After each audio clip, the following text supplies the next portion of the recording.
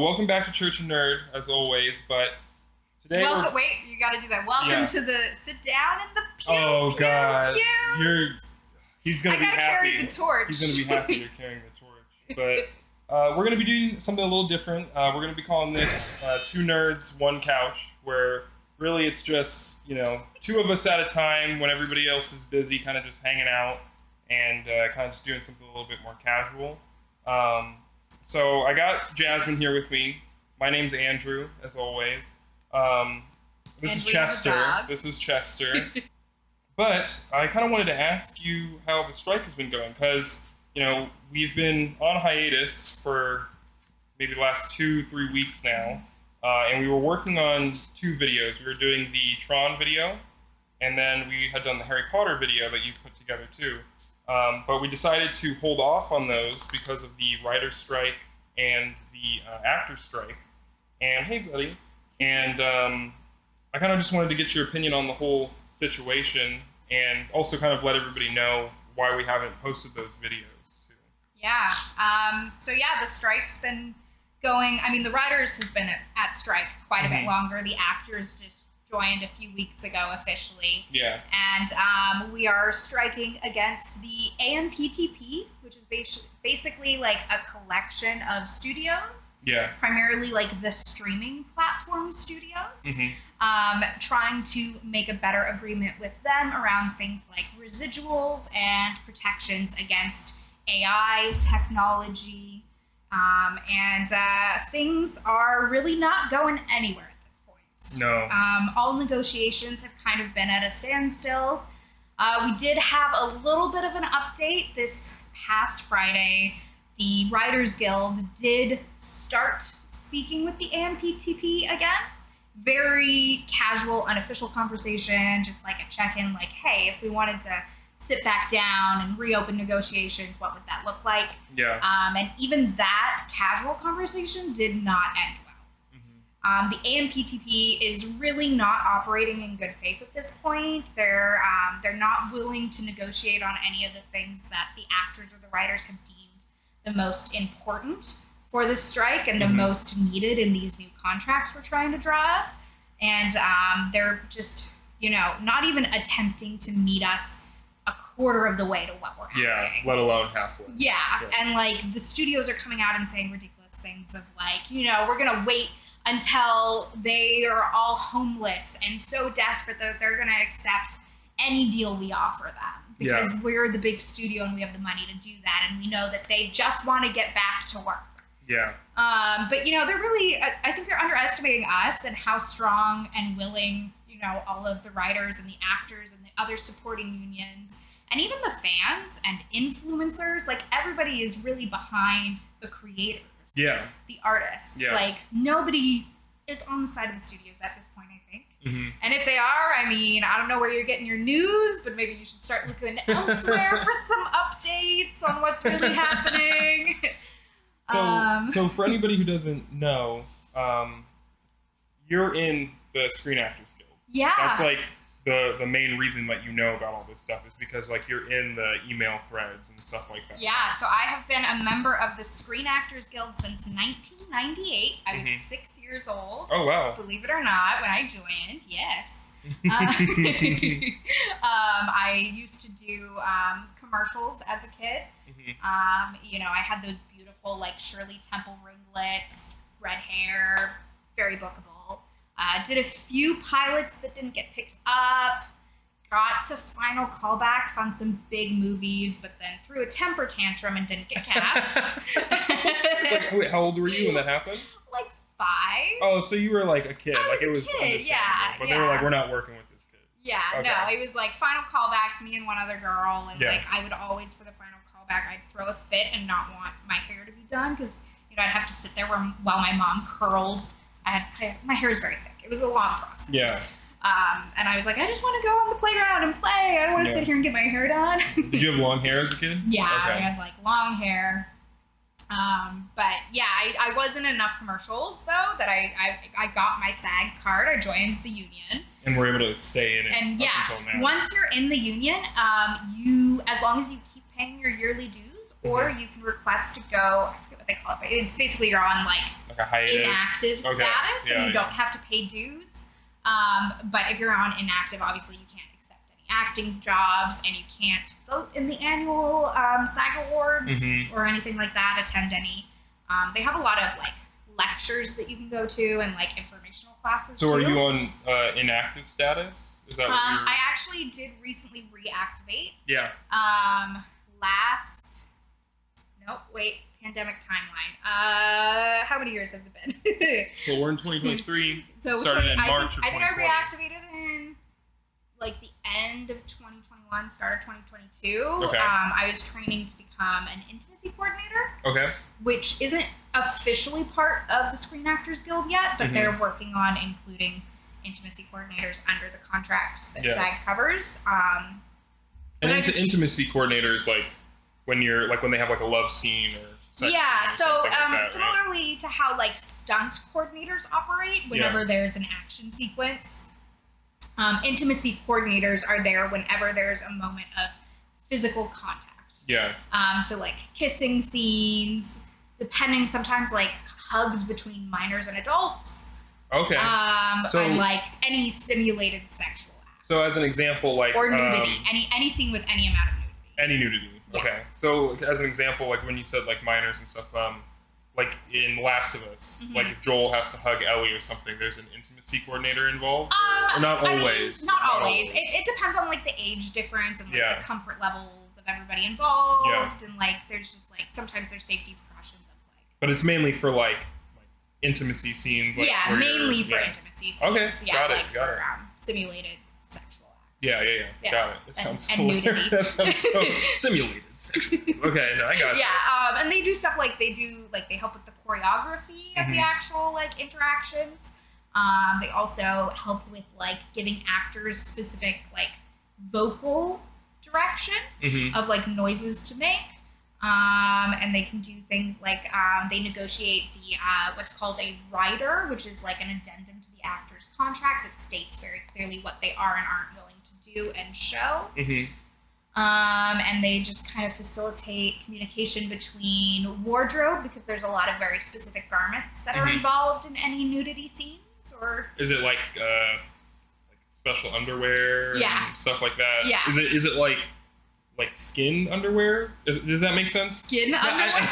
Yes. That doesn't They're sound wearing good. an extra layer of skin. That doesn't sound good, but I mean like like thongs. Okay. Or okay. like if I meant like underwear that is skin toned. Yeah, skin toned. Yes. I didn't mean skin so underwear. Sometimes you might use skin toned underwear if you're worried that the camera's gonna like catch some of it. Yeah. Other times you might specifically use brightly colored underwear so that they specifically can't use anything where it's visible. Okay. Depending on how the actors decide to sign their contracts and what they're comfortable with. But yeah, and there's also there's a specific amount of like extra layers of padding and cushion that has to be involved, and barriers in case of any involuntary fluids. Oh, whoa! I didn't even think about that. I mean, we won't go into it, but I didn't even. It's really complicated and fascinating. Yeah. And I've been training with the National Society of Intimacy Professionals, who are based in Canada, because that's where I was living at the time that I was doing the training. But that translates over here. It does. Okay. It does translate down. They are certified by the Screen Actors Guild as an official educator for new intimacy coordinators. Okay. Got it. But I had some health issues that kind of put all of that training on pause. Yeah. But it's like you can resume whenever. Yeah, I'm hoping to resume it this upcoming January. Probably. That's awesome. That's really cool. So for anybody who doesn't know, you were at the actual strike. Yes. You gave us a video of you there last week, but I know you've been there consistently the whole time. Yeah, I've been trying to get out at least once a week. We're at least in the Valley near Los Angeles, the San Fernando Valley. The studios here are Disney, Warner Brothers, and Universal Studios. Okay. And then obviously there's a lot more studios in LA proper. So this past Thursday I went out to Paramount Pictures. Okay. And I've been out to Warner Brothers and Disney. Universal Studios only just started being able to strike at because they've done some shady stuff. Yeah, like barring off the sidewalks and trimming trees so that sun's hitting the streets. So they had the first official actors strike at Universal yesterday. Yeah. When we're having this conversation. And I wasn't able to make it out. But there was a really good turnout, and like it's been really cool because it seems like every time I make it out, there's always like some big popular actor has like paid for, you know, ice cream to come in, or like special deliveries of water and food, donuts. Like just showing up and like popping open their trunk and giving people stuff. Yeah, right? yeah. On Thursday at Paramount Pictures, Billy Crystal. Really? Was actually there, and wow. he brought like a whole ice cream truck with him that was doing soft serve and like shaved ice and stuff. So that was really cool. It's just kind of, it's like a little disappointing though to hear that all of these like big time studios are trying to deny people their right to strike. You know what I mean? Because it's one thing to just say like we don't want to meet your demands, but then also making it actively harder for them to even go through with that is, it's kind of like a sad thing to even hear about, you know? Yeah, but I mean, it's not unexpected. Right. Although Universal Studios has been one of the biggest instances of them trying to prevent the striking, every studio has done something to make it a little bit harder for us to get out there and stop production. Right. But you know, we're not going to stop. We're going to keep going until they agree to be more reasonable. Yeah, they should be. Yeah. They should be. I mean, people should be getting paid a reasonable wage.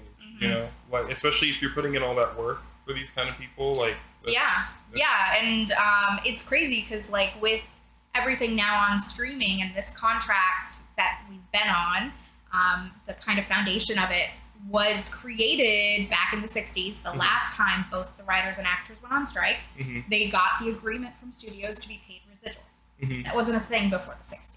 Okay. And that was when like network television was becoming big and reruns were starting to be a thing, and they realized like, hey, we should be making money off of this because you keep re-showing our content. Yeah. Right? And now we've moved over to these streaming platforms where you know, the studios are not willing to share with us the viewing metrics. They're not willing to pay people based on, you know, viewership or like increased subscribers during the season or like anything. So the actors are really, and the writers too, they're really not getting paid enough to survive, especially in the Los Angeles like economy and like the New York economy. I mean, everywhere's expensive. Any major city, for sure. And like even I think I saw a statistic the other day that was like so if you're a member of SAG, the Actors Guild, you have to make $26,000 a year to qualify for health insurance. Okay.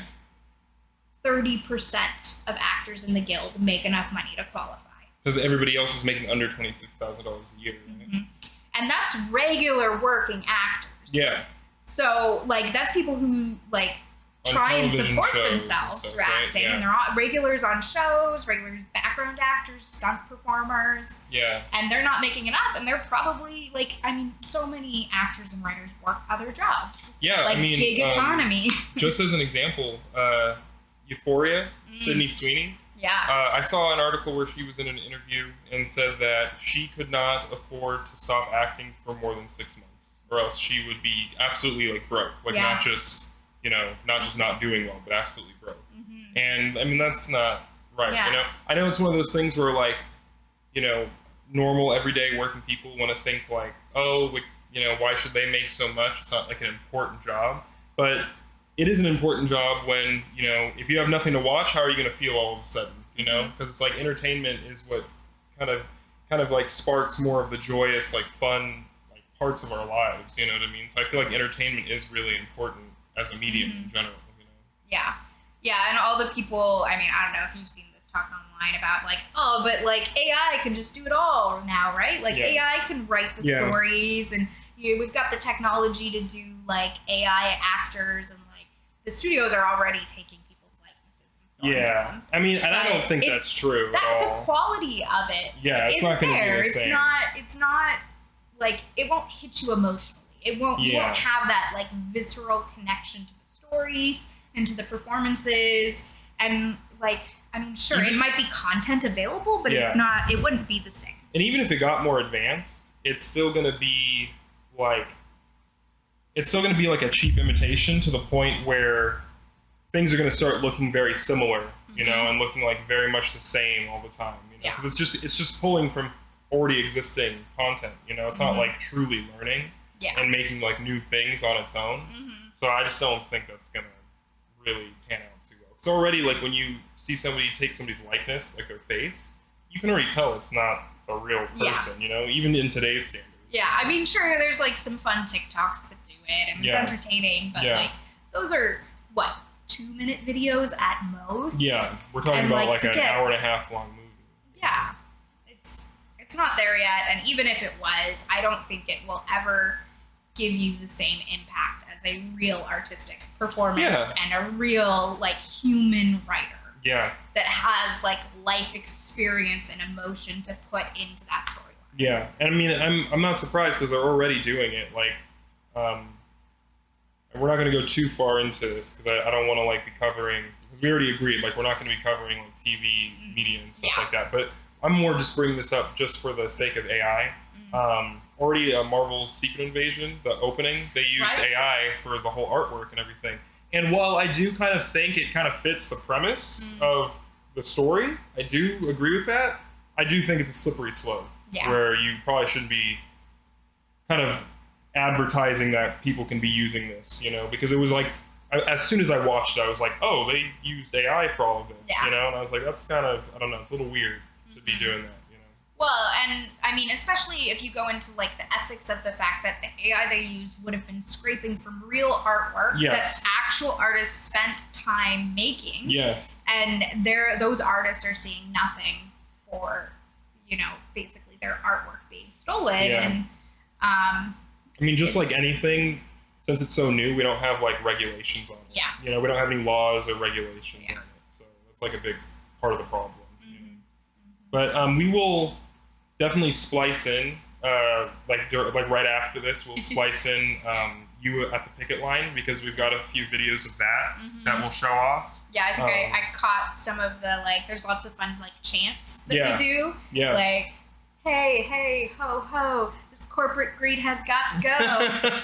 It's funny how strikes always turn into cheerleading. You know? Yeah, it really does. And it's even better right now because it's all the actors and we're the theater geeks out there and we're just having a blast, singing and dancing on the picket line. And supporting each other. Shouting and supporting. Yeah, and supporting like, each other, which is a big deal. It's fun, like we try and get like all the cars driving past to honk. Because people support it. Yeah. You know? People really do support it. Yeah, and like, and it's not just the entertainment industry. Like we had one of the picket lines I was at. There was the hotel workers union was out. Oh, I heard about that. And like, even like, I mean, we've been supporting like UPS was maybe going to go on strike, or FedEx or one of them. And like we were supporting them, and they were supporting us. Do you know about the hotel one?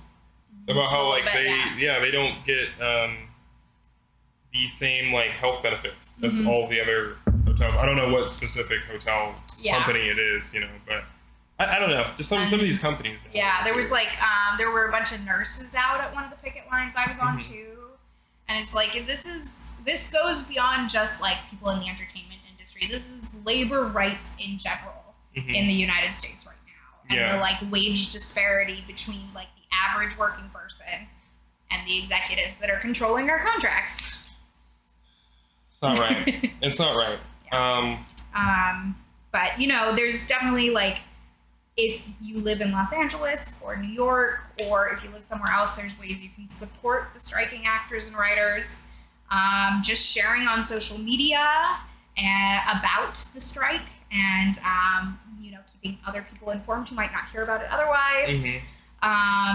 Trying not to promote online any TV or movies that are coming out. That's a little bit hard. Everybody's excited about this stuff right now, and I am too. I'm dying to share like photos of like stuff. But I'm holding back right now because I don't want to give them free promotion and advertising when they're not willing to pay us fairly. Yeah, it totally makes sense, and I don't blame you at all. I don't blame anybody who wants to take that stance. So. And like, I mean, for us as Church of Nerd, one of the cool things is like theoretically, depending on how far this show goes, like you could all join the Actors Guild with me, because podcasters and influencers are covered under SAG.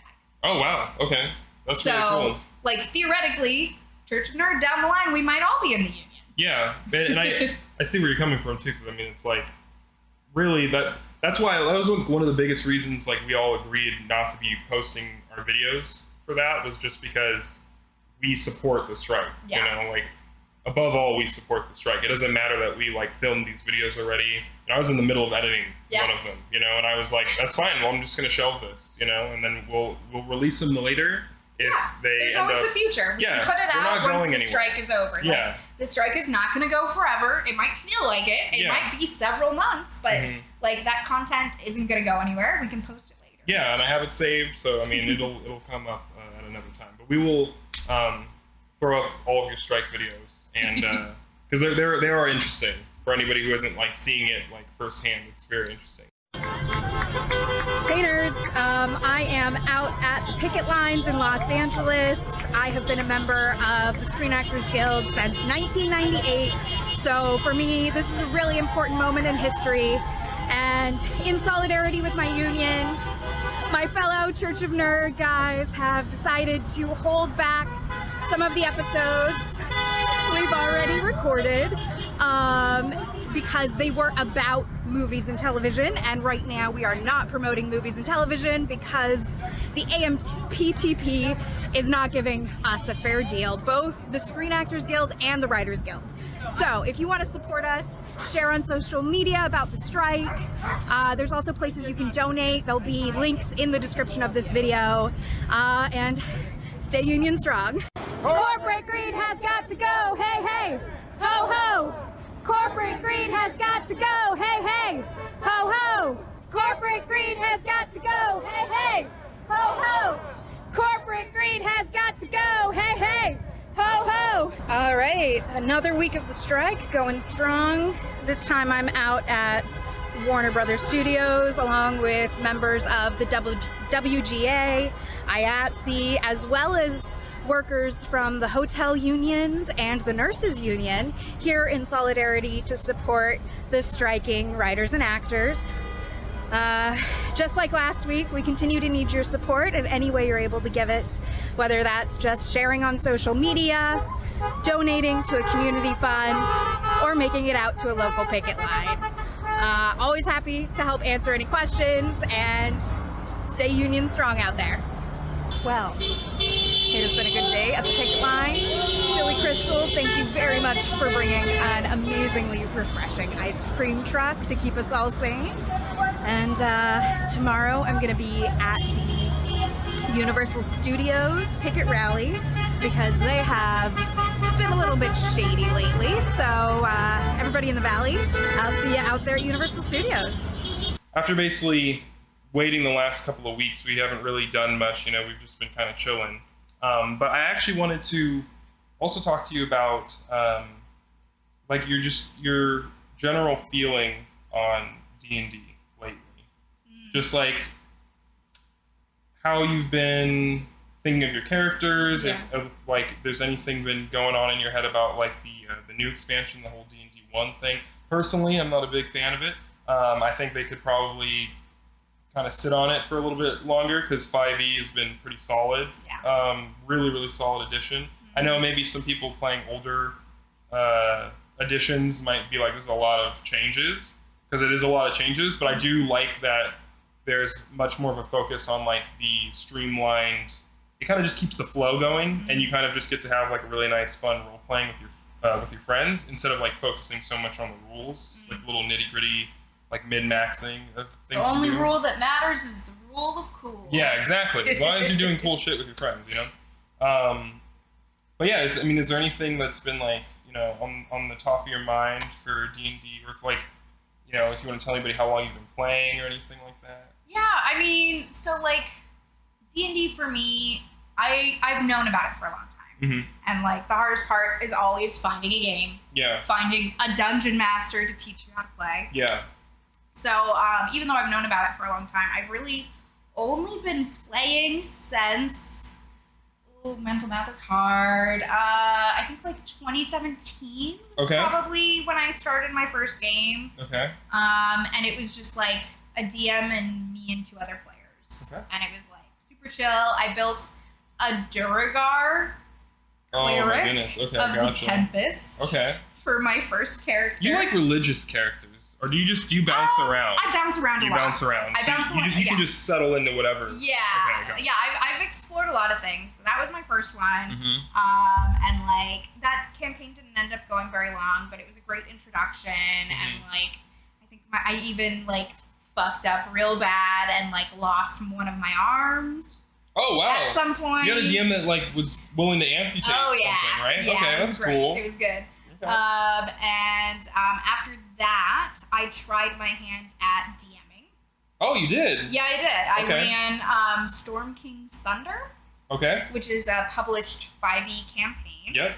And I made the rookie mistake of being like, all right, everybody I know who wants to play D&D for the first time. Yeah, I know that feeling. And so session 0, I literally had 12 players show up. And like I helped them all build characters. Yeah. And they were all super psyched. And then session 1, we were down to 8. Well, I mean, at least it's manageable. It's manageable. Yeah. And then I think by session 4, we were down to 6. And that was perfectly fine. The thing that sucks, because I've had that happen too, yeah. right? And my other friend who's I actually have 2 other friends who've tried DMing, and they've had the same experience because they do the same thing. They always want to have, like, do you want to play? Do you want to play? Everybody starts saying, yeah, it sounds so interesting. And then what happens is I feel like people don't really realize what they're signing up for. The time commitment. Like, especially if you want to try and do weekly and like minimum 4 hours, preferably 6 to 8. Like it's a lot. Yeah, I mean, I play every Sunday. Yeah. And even then, like, you know, we all have real lives, so every once in a while we skip one, but we all know we're all in the loop on like if we're having a session or not, right? But we all put aside a Sunday and we're like, this is our time. Yeah, you know? I also have a game that I'm a player in every Sunday, and for the most part, we do meet every week. Yeah. But then like our game that you DM. Yeah. I feel like we're supposed to be every 2 weeks, but we end up being like once a month a lot of the time. Yeah, and I think part of it might be because we've interwoven doing Church of Nerd. Yeah, and, for sure. But it makes sense because it's like the most convenient time for us all to meet up, you know? But I feel like that has been a part of it, like with the inconsistency of like scheduling and everything.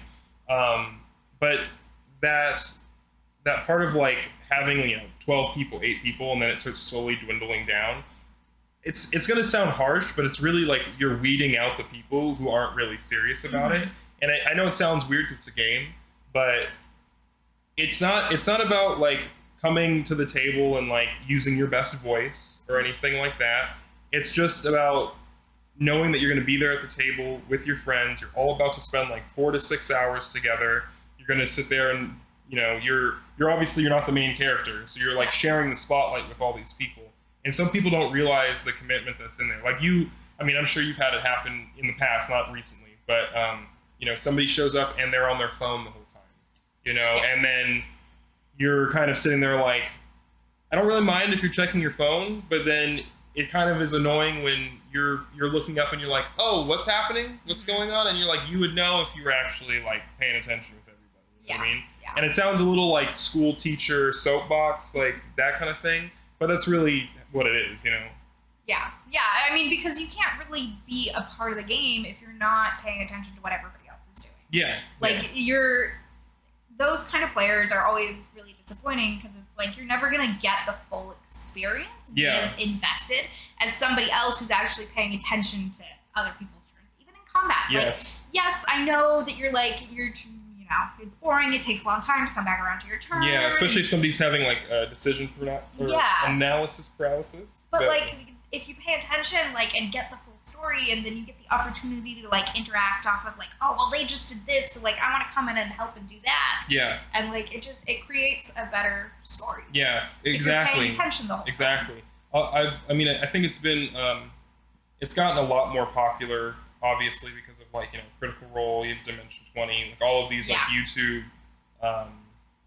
D&D channels and stuff, which I'm actually really grateful for because I know there's a lot of people who see Critical Role and then they think, I mean, obviously they're going to think that's what D&D is like. The Mercer effect? Yeah, exactly, the Matt Mercer effect, which personally I'm a fan of because I've always viewed it as this isn't what your game has to be like, but it's good inspiration for what your game could be like. It's not that you need to have like the super serious thing, you know? Yeah. But it's like a nice little benchmark for, this is like what the top tier looks like. You don't need to be here. You can be down here and still Most have of us a lot, are not of professionally trained actors. Exactly. Except for some of us. But it's always been like the benchmark. But for me, like I didn't come into D&D with Critical Role. I actually started playing in high school. And I'm not going to say playing. I tried it in high school. Same thing, was in a group with like 12 people. And we only played the one time. But that one time was enough for me to know, like, I like this. I just need to find people to do this with. Yeah. And I didn't find anybody to do it with until maybe like 4 years later, you know? But when I finally found people to play with, I was like all in, you know? And I'm at the point now where it's like, we joke and we call it Sunday therapy, because it's like, for all of us that don't want to go to a therapist, that's like, you're expressing all of these like inner avenues of yourself in the game, you know what I mean? But it's really nice to see that all these other people coming from like Critical Role groups and stuff like that are really being able to enjoy the game and like, you know, enjoy different parts of the media and stuff like that. Also, Baldur's Gate just came out. Baldur's Gate 3 just came out. So, 3. That's exciting. I think Critical Role in Dimension 20 and all the other, like, there's so many great podcasts or like video, YouTube, Twitch streamers. Like, there's so much great Dungeons and Dragons and other tabletop RPG content that it makes it accessible for people to learn how to play. Yes. Because for so many people, you hand them a player's handbook, and it's this really intimidating, super dense, like, this is all of the rules you have to learn, and it's just like, some people are going to get instantly turned off by that. But if you, like, bring someone new in and you're like, hey, watch these other people play and get a feel for, like, what the game can be and what the mechanics are, and, like, understand that it's the rule of cool. It's about improv and just asking, like, can I try this? Yes. And if you don't know the rules, that's okay. Because there's other people who will, and, like, we'll explain it, and it'll happen, and it'll be great. Yeah. And I feel like so many more people are into it, yes, because of Critical Role, but so many people who wouldn't have even attempted or been intrigued at all are now opening up to that world because they can see it. And even if they can't play it themselves, they can enjoy it, because me and Rich actually used to have a friend who told me, it's crazy seeing you guys play this so openly, because I remember when I was a kid, we used to be stuck in the basement playing this. And you can see it in like something like Stranger Things. Like, it's sad to even see it like happen like that, where you feel like you have to hide it from people, you know? But I'm really happy to see that it's like, even if not everybody enjoys it or thinks it's lame or whatever, everybody's so much more willing to be like, yes, I do this and I enjoy it, and this is why. I mean, I showed my brother the game and he was like, I don't get what this is. And I was like, I know it's confusing, but just try it and then tell me what you think after. And then we played like 1 or 2 sessions, and then he started buying like miniatures and stuff, and he was like, yeah, I really enjoy it. And I was like, I'm glad, you know, I'm really glad that you found some kind of fun in it, you know what I mean? So I really like that part. Yeah, and I mean, I think it really does have pretty universal appeal for people. Yeah. Like, there's such a broad, like, specializations and different aspects of the game that, like, everybody can find something they really enjoy. Like, if you're really, really into being that, like, combat, epic, like, I've got this sword that does this, and I've got this spell that goes on top of the sword, and, like, you can get really into that min-max kind of headspace.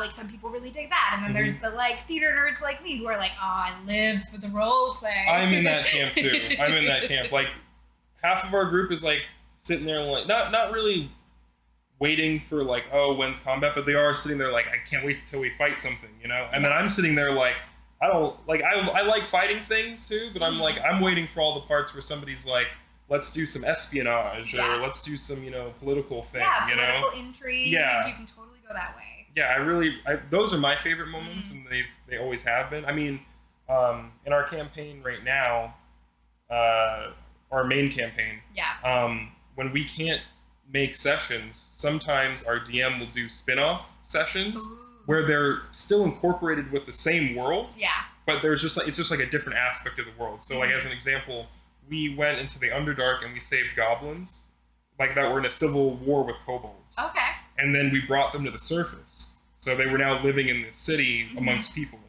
And then in the spin-off game, he had us play as 3 of the goblin like tribesmen, and we were like trying to navigate the city and find a new place to like live and stuff like that. Oh, and then that's he so cool. incorporated it into the lore. You know?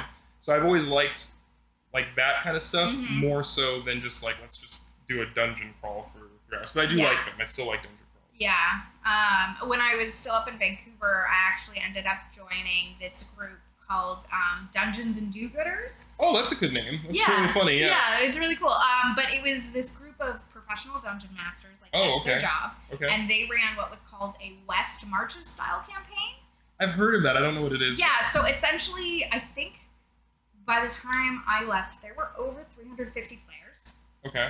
And like 8 DMs. But essentially, it's games are at specific times every week, and you just sign up, and it's a drop-in game, and it's all set in the same world. You're essentially when you're not at a game, you're living at a base, like a camp. Oh, so it's almost like you're in a big mercenary guild. Yeah, you're in a mercenary guild. Okay, gotcha. And you're all living in this one town, and there's like if you make enough money from going on missions, you can open up your own stores and like run businesses outside of game hours. Okay. Where people can like come and buy stuff. Like one of my friends opened a cookie shop because she was playing one of Santa's elves as a character. That's really funny. So she would sell people cookies that acted as healing potions, and that was like her like out of game, like during the week. That's what her character did. So when you say out of game, like, does that mean like when you're not at the table playing? That's what I was gonna say. So like when you're not at the table, does that mean like the DM is saying what you're doing? Like, oh, you just showed up at this cookie place, like that kind of thing? So it was like it started with a Facebook group where people would just like post stuff, and then we moved to a Discord server. But essentially, like, there's a list of like different shops and their prices, and you can like role play, or you can just straight up say in the channel like, hey, I'm gonna give you this gold, and you give me that stuff. And that just happens. And then like we also in order to level up your character, instead of being like XP or milestone, it was the number of sessions you attend. Oh, okay. That's kind of interesting. And play at. So like you start at level 2, to get to level 3, you have to attend 3 sessions. Interesting. To get to level 4, you have to attend 4 more sessions. Interesting. But if you want to level faster, you could do role play in between sessions. Okay. So you could write a journal entry from the point of view of your character. You could create a piece of art, record a song, write a poem. Interesting. So like I have probably 40 plus pages of journal entries from my character that I played in that world. Wow. Because I would just, in between sessions, I would write up like, my thoughts on what the last session was and how it impacted me emotionally, or we even like sometimes would do like message other characters and be like, hey, I think in between the missions, like because of what happened, like I would come and hang out with you, and we would write up a little role play of what that conversation would have been. So maybe I misunderstood when you originally were just explaining it. So during the week, it's not so much as the DM as much as you guys as your actual players. We are just role playing. You are role playing with each other as like you said, in between missions. Yeah. That's really cool. I like that. And I think I have heard of that before, because I think I heard I could be wrong, but I think I heard Brennan Lee Mulligan say that he did that, because I remember he said he worked at like some camp, as a camp counselor or something, and they would do that.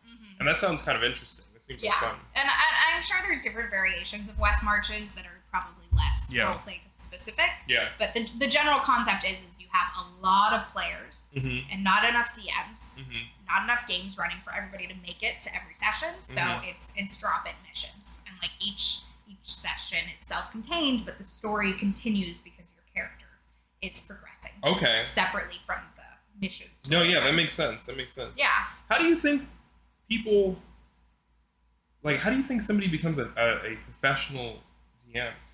Do you know? Like, did any of them tell you? Or? Yeah. I was actually really close with the guy who started the business. Yeah. We were pretty good friends at the time, and essentially, like, he started running games just for friends. Yeah.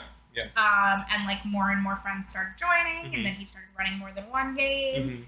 And then, it just kind of snowballs, because people find out, like, oh, you're really good at this, and I really enjoy playing with you, and I want, like, these people I know to come play with you. Yeah. And so he just, like, kept running more games and one-shots until eventually it was like, well, I think I can start charging for this. Oh, so it's kind of like he was, like, a self-made man type of thing, a self-made business where he was like charging for a service of like, you know, I'll run your game for you, but I can't do it for nothing because I have all this other stuff going on. Yeah, so like when I started playing with them, he was running free games at a bar. Okay. And the bar would give him like dinner and drinks for bringing in our business. Okay. And then from there, he would hopefully pull people into like, you know, he had like at home at his house, he would run games and he would charge $10 to $15 per person to come play at those games. How many people a game?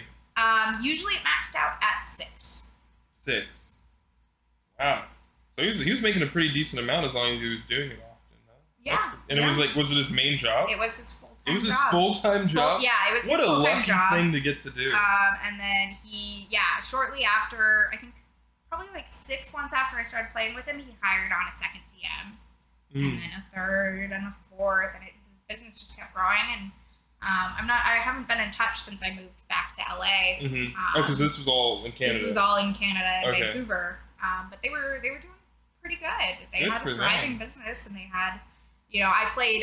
They started a Twitch channel, and I played on one of their Twitch games for a while. Wow. Doing the live stream D&D thing. I know that always seems daunting. We've been talking about maybe like recording hours, just because it's I wouldn't want to record it so other people could see. Like, I mean, like we said, we would put it up for public. But you wouldn't advertising. Yeah, because I think it would just be more fun just for us, just to see to have a record and be able to go back. Yeah. Like this happened, you know what I mean? Because it seems so stupid, but when you're in it, it seems so much more important to you when you're a part of it. You know what I mean? Yeah.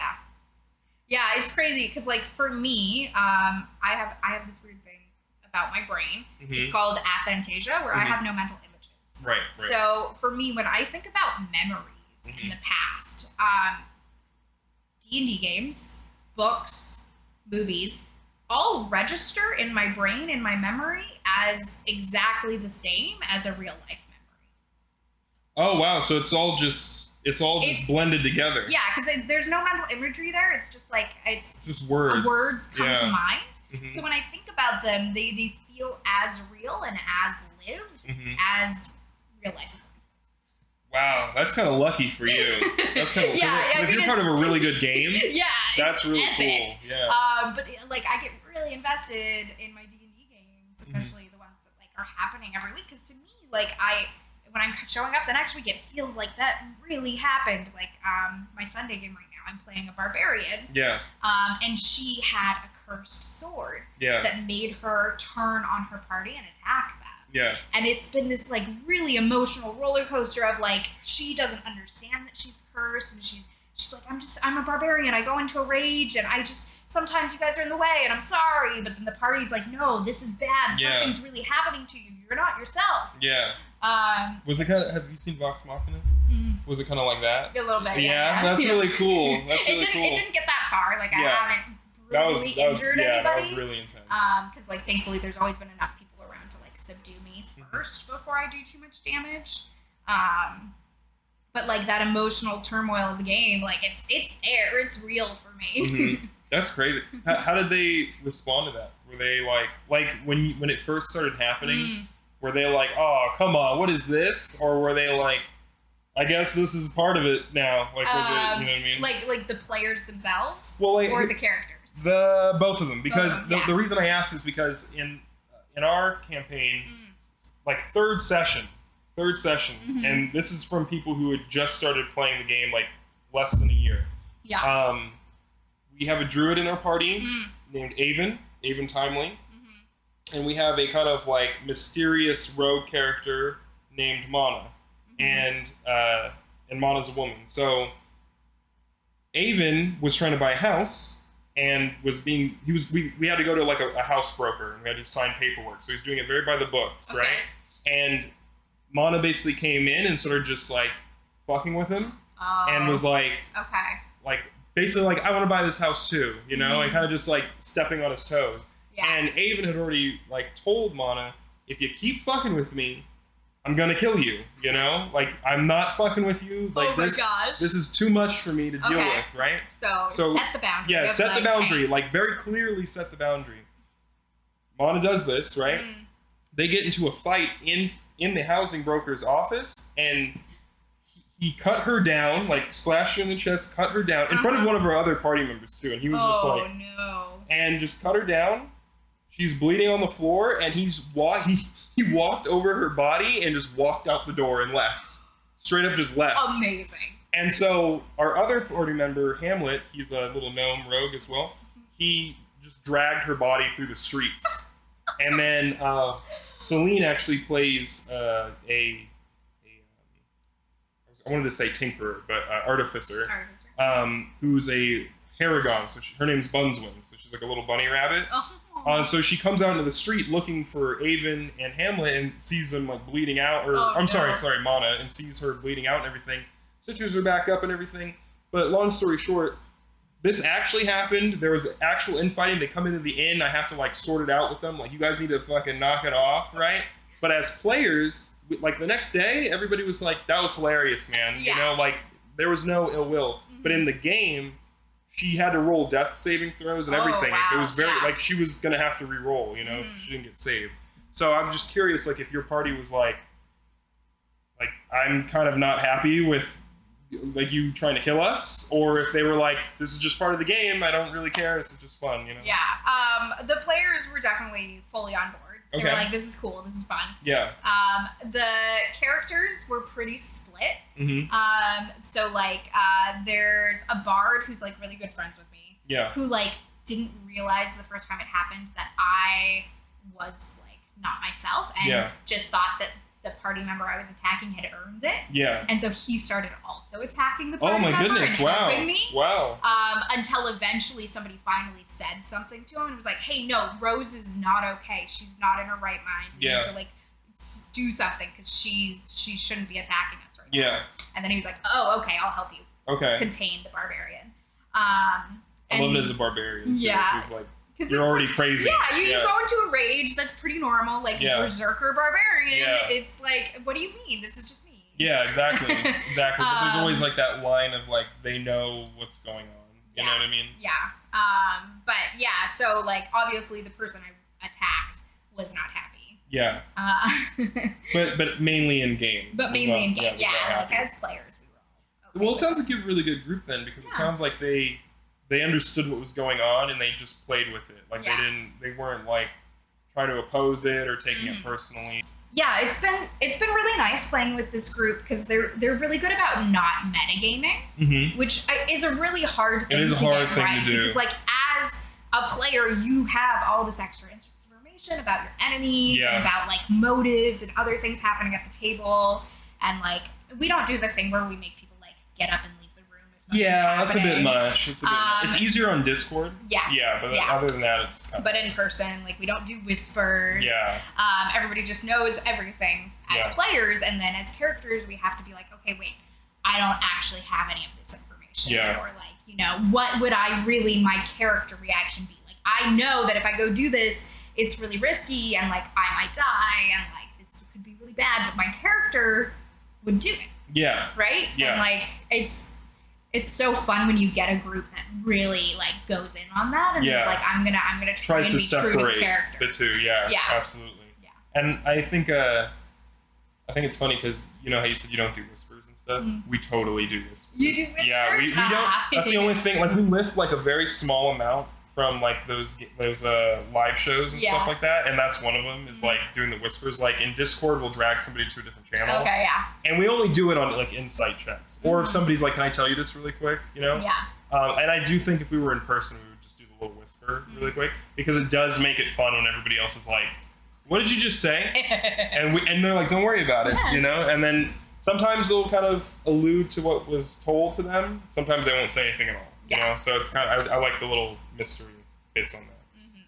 But I think that's all we have time for. You know, I think we've been talking for a while.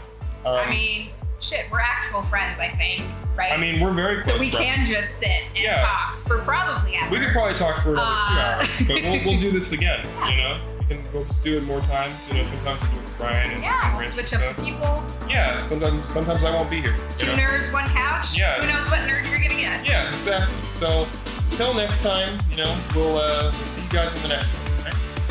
All right.